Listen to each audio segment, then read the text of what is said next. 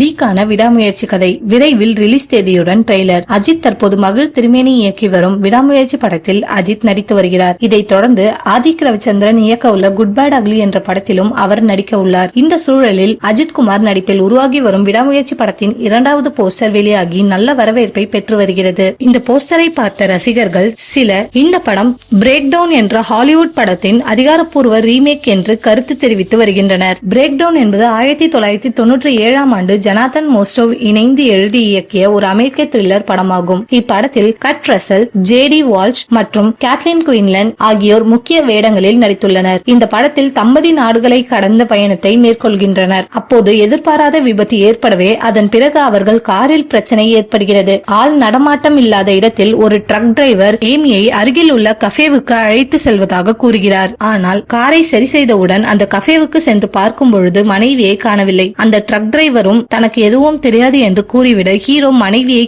தேடி கண்டுபிடித்தாரா என்பதே படத்தின் கதை. பிரேக் டவுன் படத்தின் ரீமேக்காக விடாமுயற்சி படம் உருவாகி வருவதாக கூறப்படுகிறது. ஆக்ஷன் த்ரில்லர் படமாக உருவாகி வரும் இந்த படத்திற்கு அனிருத் இசையமைக்கிறார். வேதாளம் மற்றும் விவேகம் படங்களுக்கு பிறகு அஜித்துடன் 3வது முறையாக அனிருத் இணைகிறார். விடாமுயற்சி படத்தின் படப்பிடிப்பு இன்னும் முடிவடையாத நிலையில் ரசிகர்கள் வருத்தத்தில் இருந்தனர். இந்த நிலையில் இந்த படத்தின் படப்பிடிப்பு மீண்டும் தொடங்கியுள்ளது. இப்படம் தீபாவளி பண்டிகை அல்லது இந்த ஆண்டு இறுதிக்குள் வெளியாகும் என்று எதிர்பார்க்கப்படுகிறது. அடுத்து ரிலீஸ் தேதியுடன் ட்ரெய்லர் வெளியிட இருக்கிறார்களாம்.